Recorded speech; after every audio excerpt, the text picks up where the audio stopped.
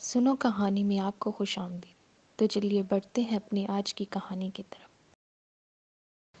پری شہزادی، جس کا اصل نام تو نور بانو تھا، لیکن وہ اس قدر خوبصورت تھی کہ سب اسے پری شہزادی کے نام سے پکارتے تھے۔ پری شہزادی چونکہ بے حد حسین و جمیل تھی، اسی لیے اس کے لیے دور دراز کے بادشاہوں اور شہزادوں کے رشتے آ رہے تھے، لیکن شہزادی پری ان سب کو ناپسند کر رہی تھی۔ جب بڑے بڑے ملکوں کے بادشاہوں اور شہزادوں کے رشتوں کو پری شہزادی نے ناپسند کیا تو بادشاہ پریشان ہو گیا۔ اس کی سمجھ میں نہیں آ رہا تھا کہ پری شہزادی ان سب رشتوں کو ناپسند کیوں کر رہی ہے۔ آخر کار اس سے رہا نہ گیا تو اس نے ایک روز پری شہزادی کو اپنے شاہی کمرے میں بلا بھیجا۔ پری شہزادی جب داخل ہوئی تو اس نے جھک کر شاہی انداز میں بادشاہ سلامت کو سلام کیا۔ آپ نے مجھے یاد فرمایا ابا جان؟ پری شہزادی نے کہا۔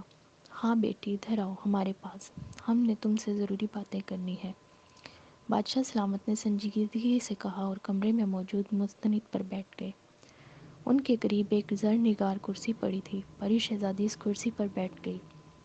اس کے چہرے پر اطمینان اور دبی دبی مسکراہٹ تھی، جیسے وہ جانتی ہو کہ بادشاہ سلامت نے اسے کیوں بلایا ہے۔ تمہارا چہرہ بتا رہا ہے کہ بیٹی، ہم نے تمہیں جس مقصد کے لیے بلایا ہے تم اسے اچھی طرح جانتی ہو۔ بادشاہ نے پری شہزادی کے ہونٹوں پر مسکراہٹ دیکھ کر کہا۔ آپ ٹھیک کہہ رہے ہیں ابا حضور، آپ شاید میری شادی کے لیے فکر مند ہیں۔ میں نے چونکہ کئی بڑی بڑی ریاستوں اور سلطنتوں کے بادشاہوں اور شہزادوں کو ناپسند کیا تھا، آپ اسی وجہ سے پریشان ہیں۔ آپ نے یہ جاننے کے لیے مجھے یہاں بلایا ہے کہ میں نے ان سب کو ناپسند کیوں کیا تھا۔ پری شہزادی نے کہا۔ وہ بہت عقل مند تھی۔ ہاں، ہم یہی جاننا چاہتے ہیں۔ یہاں ایک سے بڑھ کر ایک بادشاہ اور شہزادے آئے تھے۔ وہ جوان اور خوبصورت اور بڑے بڑے ملکوں اور سلطنتوں اور ریاستوں کے مالک تھے۔ پھر تم نے ان میں سے کسی ایک کو بھی پسند کیوں نہیں کیا؟ بادشاہ سلامت نے کہا۔ بے شک وہ سب خوبصورت اور اعلیٰ عہدیدار تھے ابا حضور، لیکن ان میں سے کسی میں بھی وہ خوبی نہیں تھی جس کی بنا پر میں شادی کرنے کی رضامندی ظاہر کرتی۔ پری شہزادی نے جواب دیتے ہوئے کہا۔ خوبی؟ اوہ، تو تم کسی خاص خوبی کے مالک سے شادی کرنا چاہتی ہو؟ بادشاہ نے حیران ہو کر پوچھا۔ ہاں ابا حضور، میں اپنے ملک کی رعیت سے بے حد محبت کرتی ہوں۔ ان کی خوشی میری خوشی ہے، اسی طرح ان کا ہر دکھ میرا دکھ ہوتا ہے۔ میں یہ کبھی نہیں چاہوں گی کہ میں اکیلی خوشیاں حاصل کرتی رہوں اور میرے ملک کی رعیت دکھ، غم اور ظلم کے شکنجے میں پھنسے رہیں۔ میں سمجھا نہیں، تم کہنا کیا چاہتی ہو بیٹی؟ بادشاہ سلامت نے حیران ہو کر کہا، کیونکہ وہ واقعی پری شہزادی کی بات نہ سمجھ پائے تھے۔ ابا حضور، آپ شاید جلاد شہزادے کو بھول رہے ہیں۔ پری شہزادی نے کہا۔ جلاد شہزادہ؟ تمہارا مطلب ہے کہ وہ جلاد شہزادہ جس نے ہمارے پھول محل پر قبضہ کر رکھا ہے؟ بادشاہ سلامت نے چونک کر کہا۔ جی ہاں ابا حضور، جلاد شہزادے کا ظلم دن بدن بڑھتا جا رہا ہے۔ اس نے نہ صرف ہمارے پھول محل پر قبضہ کر رکھا ہے، بلکہ اس کے طلسمی پتلے ہر روز انسانوں کو پکڑ کر اس پھول محل میں لے جاتے ہیں، جنہیں وہ جلاد شہزادہ ہلاک کر دیتا ہے۔ اس جلاد شہزادے کی وجہ سے ہمارے پورے ملک میں خوف و ہراس پھیلا ہوا ہے۔ لوگ دہشت زدہ ہونے کی وجہ سے پھول محل کے ارد گرد سے بھی نہیں گزرتے، جس کی وجہ سے ہمارے ملک کا شمالی حصہ جہاں پھول محل موجود ہے خالی اور ویران ہو گیا ہے۔ لیکن اس کے باوجود جلاد شہزادے کے طلسمی پتلے شہروں میں گھس آتے ہیں اور نوجوان مردوں اور لڑکیوں کو اٹھا کر لے جاتے ہیں، اور ہم جلاد شہزادے کا کچھ نہیں بگاڑ سکتے۔ آپ نے اس کی سرکوبی کے لیے بے شمار فوجی دستے بھیجے تھے، مگر جلاد شہزادے کے طلسمی پتلوں نے ان سب کو ہلاک کر دیا تھا۔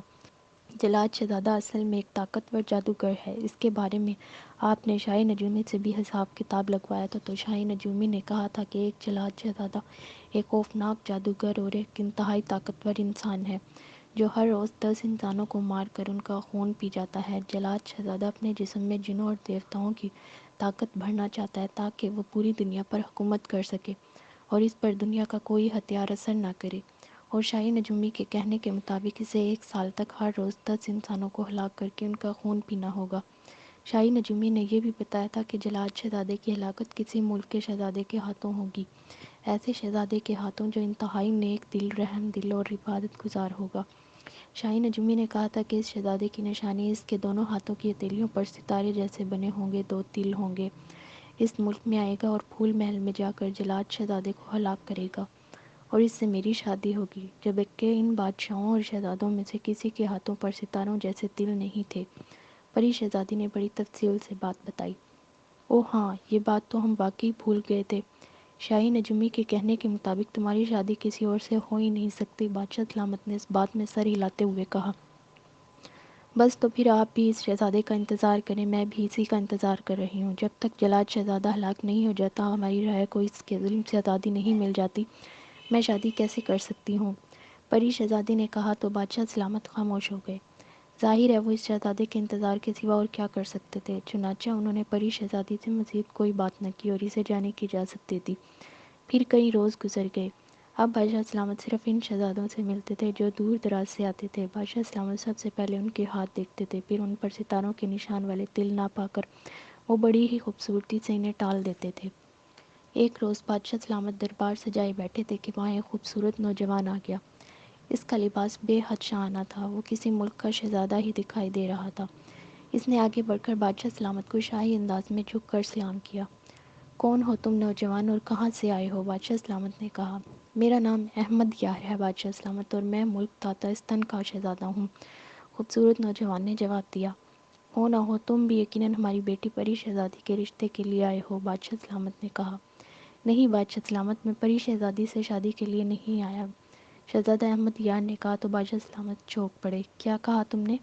اگر تم پری شہزادی سے شادی کرنے کے لیے نہیں آئے تو اس قدر دور دراز کے ملک سے کس لیے آئے ہو؟ میں یہاں جلاد شہزادے کی سرکوبی کے لیے آیا ہوں، شہزادہ احمد یار نے کہا۔ جلاد شہزادہ؟ اوہ، تم جلاد شہزادے کے بارے میں کیا جانتے ہو؟ وہ ایک خطرناک جادوگر ہے بادشاہ سلامت، جس نے جادوئی پتلوں اور اپنی جادوئی طاقتوں کی وجہ سے آپ کے پھول محل پر قبضہ کر رکھا ہے۔ وہ جادو کی سب سے بڑی طاقت تاشقہ کا حاصل کرنا چاہتا ہے، جس سے اس میں جنوں دیوتاؤں کی طاقت پیدا ہو جائے گی، تاکہ وہ پوری دنیا پر حکومت کر سکے اور اس کے علاوہ اس کے جسم پر کسی ہتھیار کا اثر نہ ہو، اور وہ ہمیشہ زندہ رہے۔ اس مقصد کے لیے وہ ہر روز 5 نوجوان مردوں اور 5 ہی نوجوان لڑکیوں کو ہلاک کر کے ان کا خون پیتا ہے۔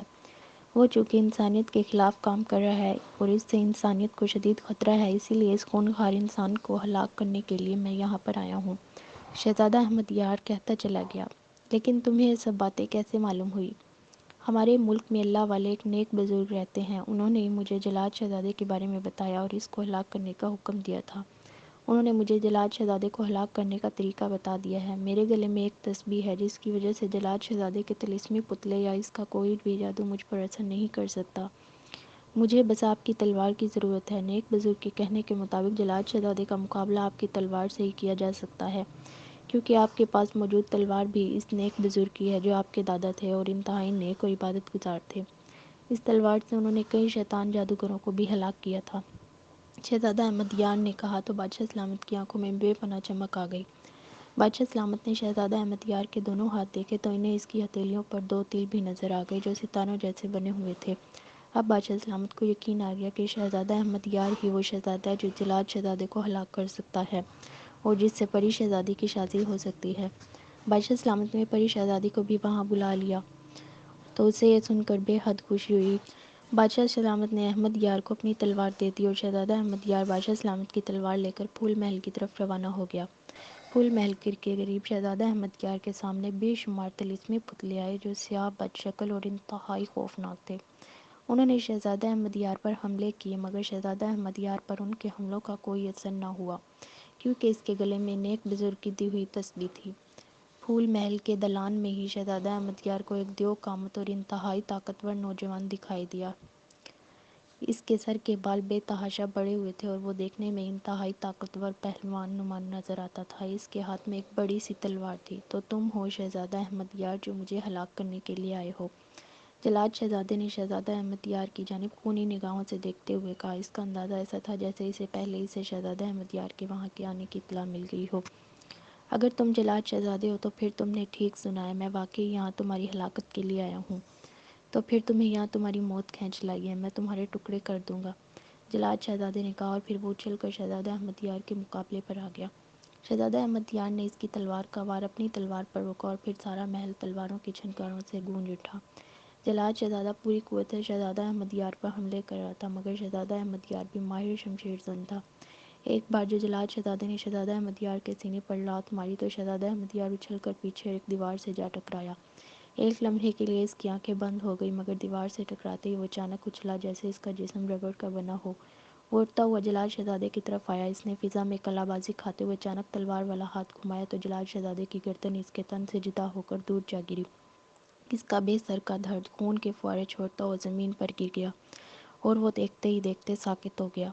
جیسے ہی جلال شہزادہ ہلاک ہوا، اس کے طلسمی پتلے اور جادوئی ہتھیار ختم ہو گئے جو اس نے وہاں پھیلا رکھے تھے۔ شہزادہ احمد یار نے جلال شہزادے کو ہلاک کر کے سکون کا سانس لیا اور پھر پھول محل سے نکل کر بادشاہ سلامت کے پاس آ گیا۔ اس نے بادشاہ سلامت کو جلال شہزادے کی ہلاکت کے بارے میں بتایا تو بادشاہ سلامت نے اٹھ کر فرط مسرت سے اسے گلے لگا لیا۔